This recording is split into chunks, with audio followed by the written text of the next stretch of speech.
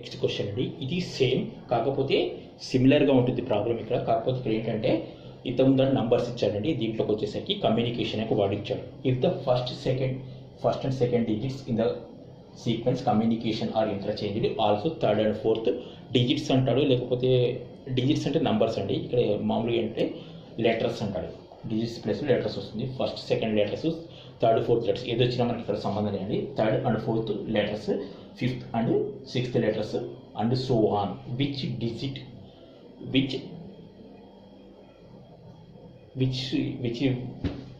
Will be ninth counting to the left.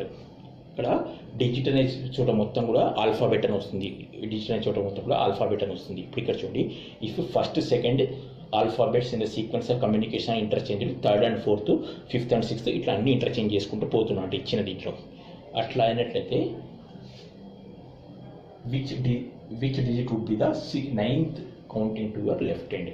Counting to your left అంటే నా left కంటే ఎటువంటి కౌంట్ చేస్తే లెఫ్ట్ వస్తుంది, నా లెఫ్ట్కు రెండు వస్తుంది. సో ఇప్పుడు ఇక్కడ చూడండి, ఈ రెండు 1 2 ఈ రెండు చేంజ్ అయిపోతాయి, ఈ రెండు చేంజ్ అవుతాయి, అలాగే ఈ రెండు చేంజ్ అవుతాయి, ఈ రెండు చేంజ్ అవుతాయి, ఈ రెండు చేంజ్ అవుతాయి, ఈ రెండు చేంజ్ అవుతాయి. అంతేనా? ఇక్కడ ఏమని చెప్తున్నాడు, ninth counting to your left. నా లెఫ్ట్ కౌంట్ చేస్తున్నప్పుడు నైన్త్ లెటర్ అంటే 1 2 3 4 5 6 7 8 నైన్త్ లెటర్ అంటే ఇది ఎన్ నైన్త్ లెటర్ అవుతుందండి. ఎన్ నైన్త్ లెటర్ అవుతుంది. అంతేనా? 1 2 3 4 5 6 7 8 9. ఇప్పుడు ఇది ఇంటర్చేంజ్ అవుతుంది. నేను ఇంటర్చేంజ్ చేయకుండా రాసుకున్నా అంటే దీని ప్లేస్లోకి యూ వచ్చేస్తుంది. ఆన్సర్ ఏంటి? You is answer.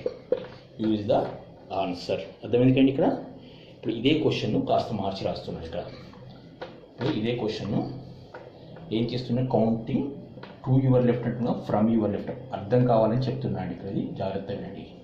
From your left, నా లెఫ్ట్ నుండి అంటున్నాడు. అంటే నా లెఫ్ట్ ఇది నా లెఫ్ట్, ఇది నా లెఫ్ట్. నా లెఫ్ట్ నుండి ఎన్నో లెటర్ అట, నైన్త్ లెటర్. ఏమవుతుంది? 1 2 3 4 5 6 7 8 9. ఇక్కడ చూడండి, 1 2 3 4 5 6 7 8 9 ఏ అవుతుంది. అంతేనా? ఏ దేంతో ఇంటర్చేంజ్ అయింది? టీతో ఇంటర్చేంజ్ అయింది. కాబట్టి ఆన్సర్ ఏమవుతుంది అక్కడ? సెకండ్ కేసులో ఆన్సర్ టీ. అర్థమైంది కానీ ఇక్కడ చాలా ఇంపార్టెంట్ క్వశ్చన్ అండి ఇది.